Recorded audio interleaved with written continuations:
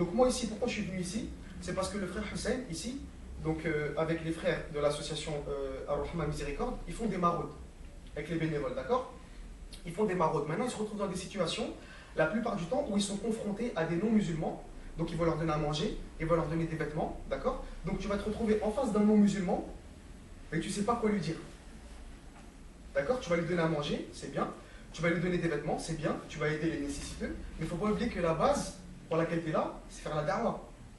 C'est-à-dire que nous, on est en train de faire la da'wah à travers le comportement et en offrant justement une aide aux nécessiteux. Mais notre base, oublie que c'est pour Allah Azza wa Jal, c'est pour faire la da'wah et appeler les gens à l'islam.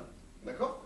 Donc ça veut dire quoi? On va apprendre, Inch'Allah, une méthode qui est basée sur la logique pour comment faire pour appeler ces gens-là à l'islam. D'accord? Parce que de manière générale, tu vois, quand les gens essaient de faire la da'wah, ils partent un peu dans tous les sens.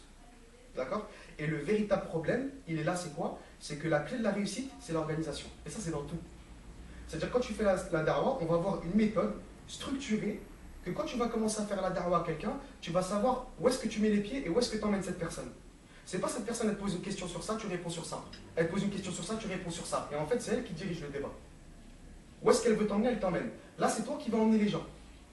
Donc toi, tu vas réussir à travers cette méthode-là à acquérir une certaine confiance en toi pour te permettre de faire quoi? La da'wah à n'importe qui. C'est-à-dire, certes, sans aucun doute, tu ne guides pas celui que tu aimes.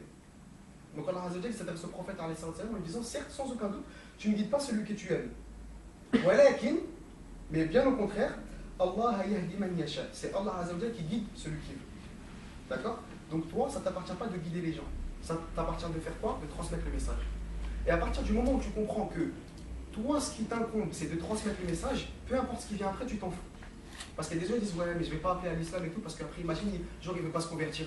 Ou imagine, il me dit non. Ou imagine, genre, après, il fuit et tout. Et... Non, ton but, c'est de transmettre le message. Là, ça s'arrête là. Qu'il se convertisse ou pas, c'est pas ton problème. Toi, ton but, c'est de transmettre le message de l'islam. D'accord? À partir de ce moment-là, ton travail, il s'arrête. Et d'ailleurs, une histoire, c'est que le prophète, il faisait la da'wah à la Mecque pendant combien de temps? 13 ans. 13 ans, il a fait la da'wah à la Mecque. Les premières années, quand il faisait la da'wah, il n'y avait pas beaucoup de conversions à l'islam. Ils étaient très peu, les sahaba. D'accord? Et le prophète, il commençait à être quoi? Il commençait à être triste. Il commençait à s'attrister. Pourquoi? Parce qu'il voyait qu'il faisait la da'wah, d'accord? Mais que les gens, ils ne répondaient pas à cet appel. Donc le prophète, il s'est attristé et Allah Azza wa Jal lui a révélé un verset. Il lui a dit, Fadakkir, innama anta mudakkir. Ça veut dire quoi? Ça veut dire, et rappelle, donc rappelle, Fadakkir, donc rappelle, car tu n'es rien d'autre que quoi? Un rappeleur. Et subhanallah, quand tu regardes au niveau de la phrase, donc déjà Allah Azza wa Jal, il lui a envoyé ça comme consolation. Ça veut dire quoi? Rappelle, tu n'es qu'un rappeleur. Ne te casse pas la tête de ce qu'ils vont accepter ou ce qu'ils ne vont pas accepter. Toi, ton taf, c'est de rappeler. D'accord? Première consolation. Deuxième consolation, elle est dans la langue arabe. Dans la tournure de la langue arabe. Subhanallah, comment Allah Azza wa Jal, il a tourné. Il y a ce verset-là, au niveau de la phrase, dans la langue arabe, il est très fort. Pourquoi? Normalement, en arabe et même en français, on dit quoi? On dirait Innama anta mudakkir, tu n'es certes qu'un rappeleur, donc rappelle. Fadakir. En français, on dirait quoi? On dirait tu n'es qu'un rappeleur, d'accord? Donc rappelle. On dirait pas donc rappelle car tu n'es qu'un rappeleur. Ça veut dire quoi? C'est-à-dire que la phrase normalement qu'on attend dans la langue arabe, c'est Innama anta mudakkir, fa sababiyya, d'accord? Par conséquent, fadakir. Or ici, c'est inversé. Allah Azza wa Jalla a commencé d'abord par le fadakir. Donc il a cassé quoi? La structure de la phrase habituelle dans la langue arabe. Pourquoi? Deuxième niveau de consolation du prophète alayhi salam. Dhakir. Te casse pas la tête. Dhakir. Regarde pas ce qui vient après. D'accord? Et à partir du moment où tu te mets ça dans la tête, tu vas voir que ta da'wah, elle va se simplifier. Parce que tu ne vas pas penser à est-ce qu'il va faire ça, est-ce qu'il pense, est-ce que non. Rappelle, passe ton message en classe. Allez. Maintenant, on va faire un test. Ok? Je vais prendre le frère Rayhan par exemple. Tiens. Rayhan, viens. Allez, je vais faire le nom musulman, tu fais Tariq. Ok? Donc je suis David. Voilà, donc je voulais te poser une question, Tariq, comme tu es musulman, etc. Donc je voulais te demander, voilà, il y a un ami à moi qui est revenu d'Arabie Saoudite, d'accord? Et là-bas, il m'a dit quoi? Il m'a dit que les hommes, ils ont le droit de se marier avec 4 femmes. Donc je voulais savoir, comme tu es musulman, est-ce que c'est vrai que les hommes, ils ont le droit de se marier avec 4 femmes et que les femmes, elles n'ont pas le droit de se marier avec 4 hommes? Alors que pour moi, l'islam, ça prenait la justice. Et que pour moi, dans l'islam, le mariage, c'était la fidélité. Et que la fidélité, d'accord, c'est un homme pour une femme et une femme pour un homme. Et dis-moi Tariq, est-ce que toi tu pourrais faire ça? Est-ce que toi tu pourrais faire ça à ta femme? Est-ce que tu penses que ta sœur qui vient de se marier, eh ben, est-ce que tu penses que c'est bien que son mari se fasse ça? Bien, tu me dis qu'en fait la polygamie, ça n'existe pas qu'en islam, mais ça existe aussi dans les autres religions. D'accord? Je ne suis pas chrétien, dans ce cas-là, je suis pas 4 femmes et pas 5. Parce que, c'est-à-dire en fait, le nombre de femmes, il est... Très bien.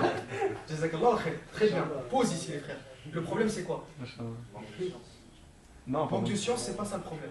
En fait, je voulais continuer à parler.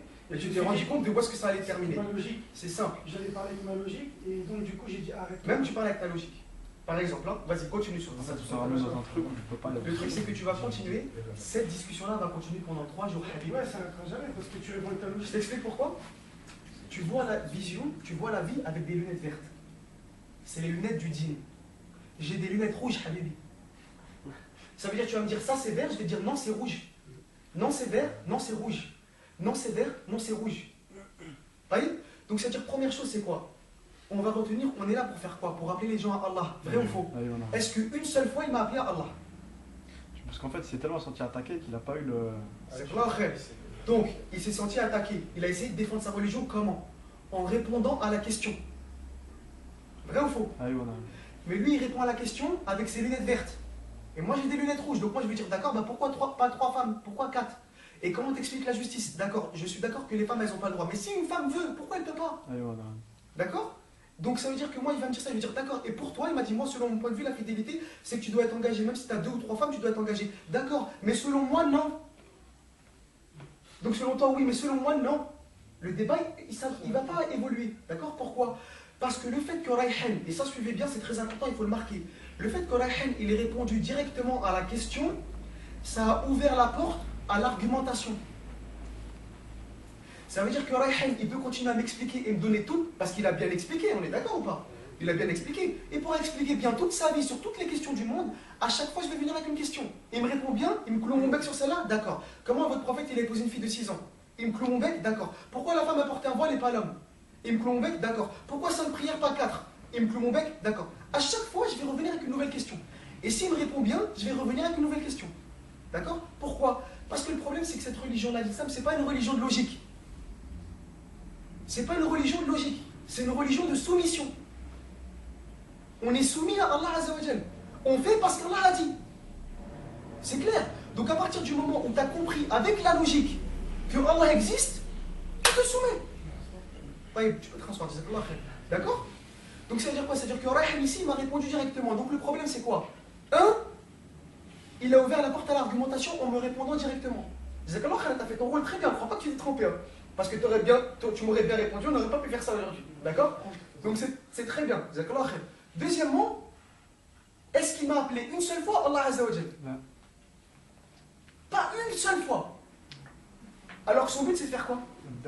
La da'wa. Appeler les gens, en fait, je vais vous poser une question, et toujours, ça c'est très important, on va le voir après, c'est que tu ne rentres pas dans les gens directement en leur faisant la méthode. Tu ne rentres pas dans les gens directement, tu crois en un créateur ou pas?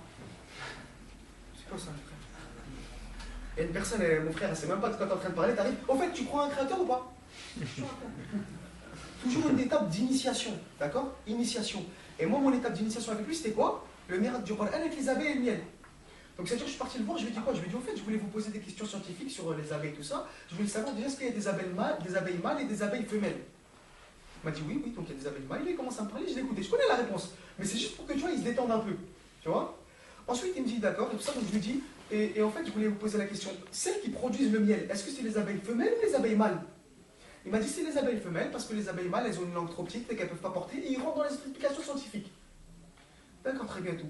En fait, vous savez que dans le Coran, justement, eh ben, Dieu nous parle des abeilles et du miel, et justement, il dit que c'est les abeilles femelles qui font le miel et non les abeilles mâles. Je dis, ah bon, et tout ça? Et le Coran est arrivé 1400 ans auparavant. Ah bon, et tout, là, il était un petit peu truc, tu vois. Après, qu'est-ce qu'il me dit? Il me dit, ouais, mais bon, en même temps, on a une chance sur 2, hein. D'accord? Donc, moi, à cette question-là, on a une chance sur 2. Je m'en fous, d'accord, t'as raison, on a une chance sur 2. Mon but, c'était d'initier. Je m'en fous des abeilles. Mon but, c'était d'initier, de casser la barrière. Moi, je vais t'attaquer sur le créateur. C'est ça mon truc, je vais taper au tawhid, je vais pas taper sur les abeilles. Tu vois? C'est pas mon problème.